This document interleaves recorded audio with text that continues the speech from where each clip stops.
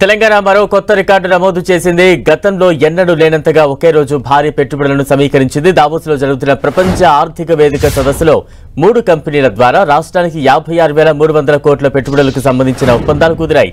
దీంతో రాష్ట్ర యువతకు 10,800 ఉద్యోగ అవకాశాలు లభించనున్నాయి. 3 రోజుల్లో సుమారు 85,000 కోట్ల పెట్టుబడులకు సర్కారు ఒప్పందాలు కుదుర్చుకుంది.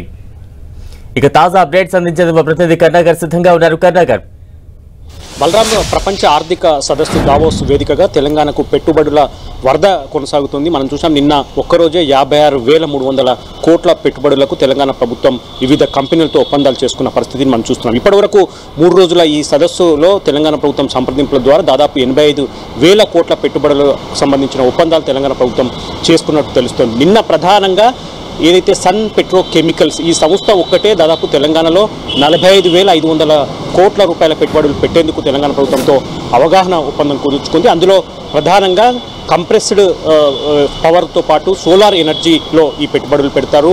ములుగు, మంచిర్యాల జిల్లాల్లో, నాగర్ కర్నూలు ఈ 3 జిల్లాల్లో ఈ పెట్టుబడులు పెట్టనున్నట్టు, అందులో ప్రధానంగా కంప్రెస్డ్ పంపుడు ఎనర్జీతో పాటు సోలార్ ఎనర్జీ పవర్ ప్రాజెక్టును ఏర్పాటు చేసే అవకాశం కనిపిస్తుంది. దాదాపు 5,300 అంటే తెలంగాణలోనే అతిపెద్ద సోలార్ ఎనర్జీ ప్రాజెక్ట్ అని చెప్పవచ్చు. 5,300 మెగావాట్ల ఈ పవర్ ప్రాజెక్టును ఏర్పాటు చేసేందుకు సన్ పెట్రో కెమికల్ సంస్థ ముందుకొచ్చింది. దాంతోపాటు మెగా ఇంజనీరింగ్ కూడా 15,000 కోట్ల రూపాయలు తెలంగాణలో పెట్టేందుకు ఒప్పందం తెలంగాణ ప్రభుత్వంతో చేసుకుంది. మెగా ఇంజనీరింగ్ కూడా సోలార్ ఎనర్జీ, గ్రీన్ ఎనర్జీలోనే ప్రధానంగా పెట్టుబడులు పెడతామని చెప్పి తెలంగాణ ప్రభుత్వం ఒప్పందం చేసుకున్న పరిస్థితిని మనం చూస్తున్నాం. బలరాం, అంటే ఎంత మేర పెట్టుబడులు రాబట్టేందుకు లక్ష్యంగా ఈ పర్యటన సాగుతోంది? దానికి సంబంధించి ఏమైనా ఒక లక్ష్యాన్ని నిర్దేశించుకుందా తెలంగాణ ప్రభుత్వం?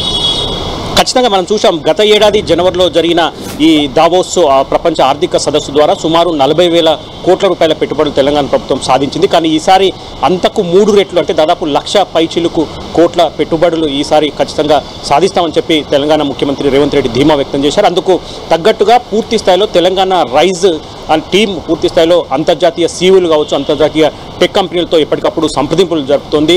విస్తృతంగా ఈ పర్యటనలు విస్తృతంగా వారితో పెట్టుబడులకు సంబంధించిన టాక్స్ నడుస్తున్నాయి. కాబట్టి ఈ నేపథ్యంలో ఇప్పటివరకు తెలంగాణ ప్రభుత్వం రికార్డు స్థాయిలో పెట్టుబడులు సాధించని చెప్పవచ్చు. ఎందుకంటే నిన్న ఒక్కరోజు 56,000 కోట్ల పెట్టుబడులు సాధించింది. ఇప్పటివరకు సుమారు 85,000 కోట్ల పెట్టుబడులకు సంబంధించిన తెలంగాణ ప్రభుత్వం వివిధ కంపెనీలతో ఒప్పందం చేసుకుంది. అందులో మరీ ముఖ్యంగా ఈ విప్రో కావచ్చు, HCL కావచ్చు, ఈ 2 టెక్ కంపెనీలకు సంబంధించి పెద్ద ఎత్తున టెక్ క్యాంపస్ విస్తరించేందుకు కూడా పెద్ద ఎత్తున ఏర్పాట్లు చేస్తుంది. ఈ మేరకు ముఖ్యమంత్రి నిన్న విప్రో సంస్థతో పాటు HCL సంస్థతో కూడా ప్రత్యేకంగా భేటీ అయ్యారు.